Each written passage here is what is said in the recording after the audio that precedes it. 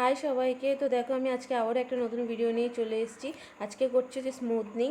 তো ওনাকে আমি ক্রিম অ্যাপ্লাই করে বসিয়ে রেখেছি। তো এর আগে ওনার ন্যাচারাল চুলটা দেখানো হয়নি, মানে আমি ভিডিওটা করতে ভুলে গেছি। তো দেখো এখন আমি ওনার চুলে ক্রিম অ্যাপ্লাই করে ওনাকে এখন বসিয়ে রেখেছি। তো দেখো তোমরা, আমি ওনার চুলে মোটামুটি ক্রিম তুলে দিয়েছি, তুলে দিয়ে ওয়াশ করিয়ে দিয়ে এখন আমি এটা এই লুক যেটা দেখছি এটা শুধু ড্রায়ার। আমি ওনাকে ড্রায়ার দিয়ে শুকিয়েছি, এখন আমি স্ট্রেটনার ইউজ করিনি। অনলি ফর ড্রায়ার দিয়ে দেখো কত সুন্দর স্ট্রেট লুক চলে এসছে।